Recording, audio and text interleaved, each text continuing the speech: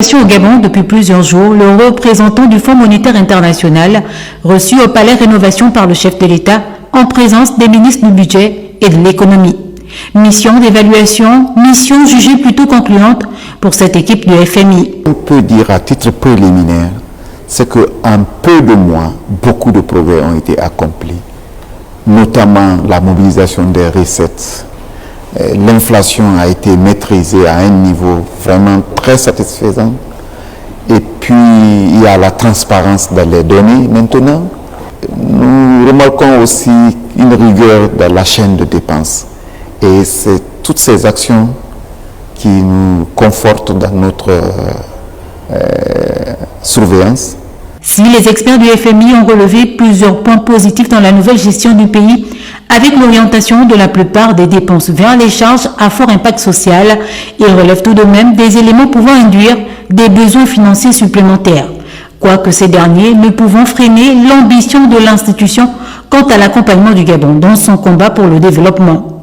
Les résultats, on est un peu inquiet aussi des déficits qu'on va constater, dû au fait qu'il faut répondre à la forte demande sociale. Quand il y a un changement, tout le monde veut en bénéficier et c'est légitime. Et cela nécessitera beaucoup de dépenses et raison de plus pour continuer à sécuriser les dépenses. La République gabonaise est un membre du FMI et à ce titre, le FMI continuera à accompagner le Gabon dans toutes ces réformes, surtout avec cette nouvelle dynamique que veulent imprimer les nouvelles autorités. C'est un plaisir pour nous et quand on trouve des réformateurs, on les accompagne. Parce que le FMI, il faut le souligner, nous ne finançons pas les projets, nous finançons les réformes.